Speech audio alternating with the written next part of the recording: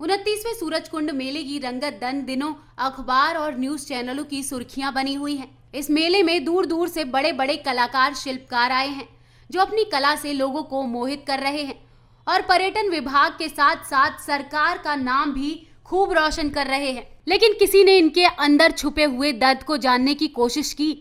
आखिर में राष्ट्रीय पुरस्कार विजेताओं को यहां तक पहुंचने और रोजमर्रा की जिंदगी जीने के लिए सरकार से कोई सहायता प्राप्त नहीं होती है। जब इस संबंध में शिल्प गुरुओं और कलाकारों से बात की गई तो उनका दर्द कैमरे के सामने झलक आया। यूपी से आए अजहर कमाल ने बताया कि वे लकड़ी पर कारीगरी करते हैं।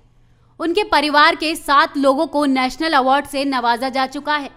हरियाणा टूरिज्म की ओर से दुकान फ्री में देते हैं। इसके अलावा रहने और खाने की सुविधा भी दी जाती है। सबसे ज्यादा परेशानी दुकान के अलॉटमेंट में आती है। नेशनल अवार्ड लेने के बावजूद भी टूरिज्म की ओर से बहुत पीछे दुकान दी गई है। मेला कलाकारों की कला का प्रदर्शन करने के लिए होता है, लेकिन इस मेले में ऐसा नहीं है।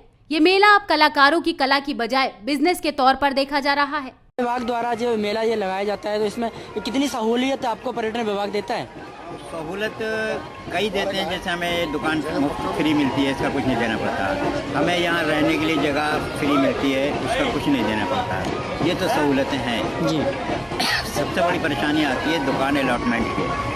अच्छी दुकानें आम तौर से कोई और लोग ले जाते हैं, जो असली कारीगर हैं उन्हें अच्छी दुकानें नहीं मिल पाती। अब वो लाइन में लगे रहते हैं। अब वो असली अच्छे नंबर की या जो ऐसी जगह हैं जहाँ सेल अच्छी होती है, वो देखा गया है कि दूसरे लोग ही ले लेते हैं। पता नहीं क्या सिस्टम है, ये हमें पता नहीं। लेकिन हाँ, जैसे मैं शिल्प गुरु हूँ, मैं पीछे हूँ और मुझसे आगे जो फर्स्ट लाइन में हैं वो ऐसे लोग हैं, कई ऐसे हैं जिन पे अवार्ड भी नहीं है, ऐसे भी हैं जिन पे जो है क्या नाम नेशनल अवार्ड है या नेशनल मेरिट सर्टिफिकेट है, वो फ्रंट पे हैं और मैं शिल्प गुरु दूसरे नंबर पीछे हूँ। पता नहीं क्या है। तो आप शिल्प गुरु हैं, कितने सालों से यह कारीगरी आप करते आ रहे हैं लकड़ियों? मेरा खानदानी काम है, मेरे फादर भी करते थे, मैं भी करता हूँ, मेरे बेटे भी करते हैं जी। तो जिस तरह से आपको नेशनल अवार्ड और राज्य अवार्ड मिले हुए हैं? राज्य नहीं, सिर्फ नेशनल। राज्य अवार्ड हमारे यहाँ कोई नहीं। सारे नेशनल 7 नेशनल अवार्ड हैं मुझे, मेरे बच्चों को, मेरे भाइयों को, मेरे भतीजों को 7 नेशनल अवार्ड। मैं शिल्प गुरु हूँ, नेशनल या नेशनल सर्टिफिकेट, इससे नीचे कोई नहीं है। आपके यहाँ 7 नेशनल अवार्ड आपको मिले हुए, आपके परिवार को, पूरे परिवार को। तो सरकार द्वारा इस मेलों के अलावा और किस तरह की आपको सहायता दी जाती है? नेशनल अवार्ड सहायता कुछ नहीं मिलती, जाना हो जाओ, ना जाना हो, सहायता कुछ नहीं। कोई सहायता नहीं दी जाती है? नहीं, सहायता कुछ नहीं। मेले जाना है, मिलते हैं, लेकिन जहाँ दूसरे लोग लगे होते हैं परेशान हो रहे हैं, जहाँ दूसरे लोग लाइन में लगे हैं। मेरी 70 साल की उम्र है ज़्यादा। अगर मुझे कहीं जाना होता तो जहाँ वो लोग लगे हुए हैं जिनके पास अवार्ड नहीं, जिस लाइन में, उसी लाइन में हमें लगा दिया जाता, लग जाओ ये लाइन में। यूपी के द्वारिका प्रसाद सोनी की माने तो उनका कहना है कि वह इस मेले में साल 2007 में आए थे। यूपी में केरी नदी में पाए जाने वाले पत्थर की कला को दिखा रहे हैं। इस नदी में पाए जाने वाले शजर पत्थर में जो भी डिजाइन है वह नेचुरल है। उनको इस कला के लिए नेशनल अवार्ड से भी नवाजा जा चुका है। सरकार की ओर से नेशनल अवार्ड कलाकार को मुफ्त में दुकान और रहने की सुविधा दी जाती है। इसके अलावा और कोई भी सुविधा नहीं दी जा रही है। साथ ही उन्होंने बताया कि इस तरह के मेले में अपनी कला प्रदर्शन करने से उनके ही नहीं, किसी भी कलाकार का जीवन व्यतीत नहीं हो सकता। इसके लिए सरकार को राष्ट्रीय पुरस्कार विजेताओं के लिए सोचना चाहिए।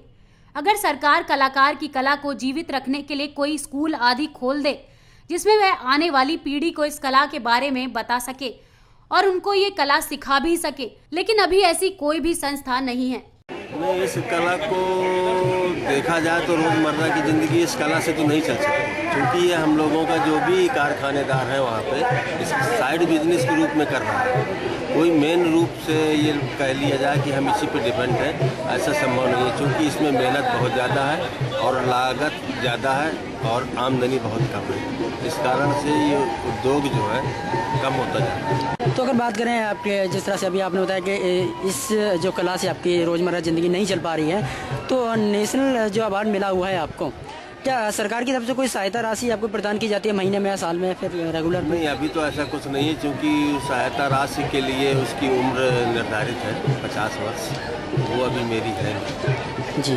और मैं चाहता हूं कि भारत सरकार और उत्तर प्रदेश सरकार दोनों मिल करके इस उद्योग को आगे बढ़ाने में अपनी अहम भूमिका निभाएं, ताकि ये मृत प्राय उद्योग जो है पुनः जीवित हो सके। क्या ये नहीं चाहते कि जिस तरह से जो कलाकार हैं बहुत कम संख्या में नेशनल अवार्डी कलाकार हैं, क्या सभी कलाकारों को एक पेंशन के रूप में या कोई भत्ते के रूप में ऐसा कुछ दिया जाना चाहिए जो महीने में या साल में, ताकि उनकी रोज़मर्रा की ज़िंदगी चलती रहे, कला का प्रदर्शन लगातार जारी रहे?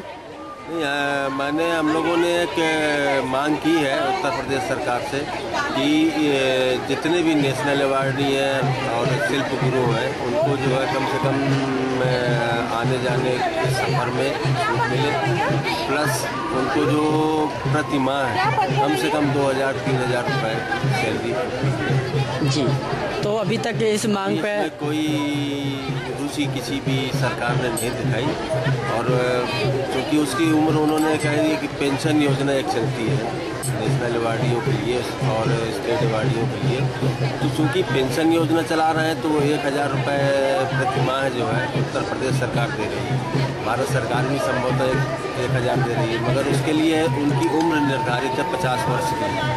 जब 50 वर्ष के बाद ही जो है उनको पेंशन योजना का लाभ मिलेगा। गुजरात से आई माधुरी ने बताया कि वह साड़ी के ऊपर अपने हाथों से कारीगरी करती हैं। उनको और उनके पति को राष्ट्रपति प्रणब मुखर्जी द्वारा अवार्ड दिया गया है। साथ ही उन्होंने ये भी बताया कि इस तरह के मेले से वो अपने घर का खर्चा निकाल पाते हैं।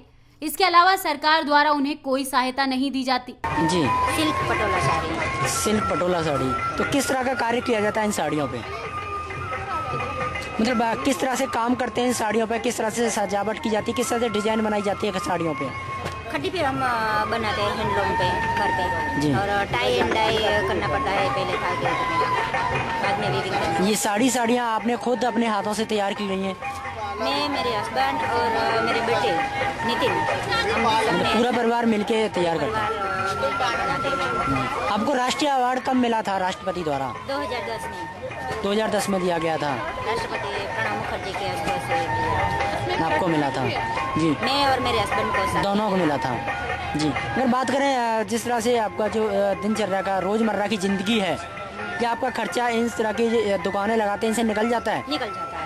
निकल जाता है। जी, तो क्या राष्ट्रपति ने जब से आपको अवार्ड दिया है और आपको एक राष्ट्रीय पुरस्कार दिया, क्या सरकार द्वारा कोई सहायता राशि भी दी जाती है आपको?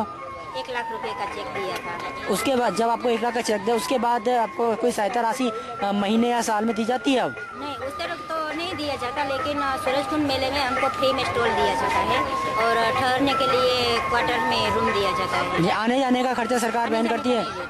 नहीं देते हैं, ना ही इस तरह की कोई पेंशन या कोई महीने में कुछ देते हैं? अभी कुछ तो नहीं मिला, कुछ नहीं देते हैं। अभी कुछ नहीं मिला।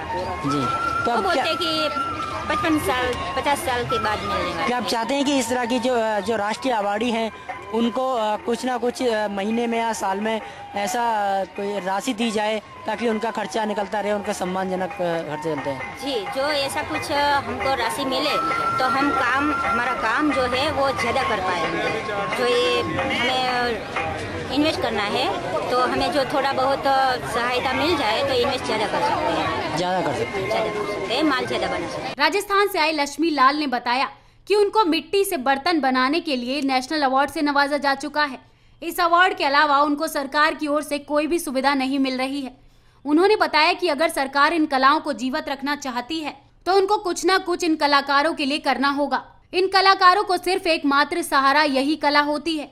सरकार एक बार अवार्ड देकर भूल जाती है, उसके बाद उन कलाकारों के लिए कुछ भी नहीं करती। मुझे लगता है कि सरकार के द्वारा नेशनल और स्टेट अवार्डी कलाकारों के लिए एक पेंशन के तौर पर कुछ रुपए हर महीने देने चाहिए। आपको राज्य सरकार से या नेशनल सरकार से कोई अवार्ड मिला हुआ है? राजस्थान से सर्टिफिकेट मिला हुआ है, राजस्थान स्टेट में मतलब मेरिट मिला हुआ है, नेशनल मेरिट मिला हुआ है। और मैं ऑल इंडिया हैंडीक्राफ्ट का पहले कांग्रेस सरकार थी उस टाइम में मतलब बोर्ड मेंबर भी रहा हूँ ऑल इंडिया हैंडीक्राफ्ट। जी, जिस तरह से आपने बताया आपको नेशनल अवार्ड और राज्य अवार्ड मिला हुआ है, कि जो मेले लगते हैं इनमें तो आपकी रोजी रोटी चलती है, कि इसके अलावा भी सरकार आपकी कोई सहायता प्रदान करती है पूरे साल? क्या बस वो अवार्ड मतलब अवार्ड की गवर्नमेंट मतलब ऐसी मतलब ये बस मिल गया, उसके बाद में हम अपन जाएंगे 10 बार बोलेंगे तो एक बार कोई कान में डाल देता है, बाकी मतलब अवार्ड एक कागज के तौर पे आपको दे दिया गया, उसके बाद कोई सहायता आपको सरकार द्वारा नहीं मिलती है। तो आपका जो खर्चा है ये जो मेले या फिर इस तरह के कलाओं से निकलता है, ना कि सरकार की कोई सहायता राशि प्रदान होती है आपकी तरफ? अब तो आर्टिजन से अवार्ड वाले हो या कोई भी हो मतलब पैसे लेने लग गए अब मेले में। पहले तो गवर्नमेंट आने जाने का किराया देती थी, रहने की व्यवस्था देती थी, और प्लस हर तरह का मतलब एक सुविधा थी। आर्टिस्ट को पहले तो घर से लेने के लिए आते थे, लेकिन घर पे लेने के लिए आते थे भी वो सुविधा थी, अब तो उल्टे लेने लग गए। अब तो मतलब गवर्नमेंट ही एक परसेंटेज लेने लग गई। तो इसका मतलब यह है कि कलाकारों की कला की कोई कदर नहीं रह गई है इस दौर में। कदर है लेकिन 10% 15%। सरकार की नज़र में कोई कला की कदर सरकार के तौर पे वो सब मतलब एक बिजनेसमैन ही मान रहे, सब बिजनेसमैन नहीं है।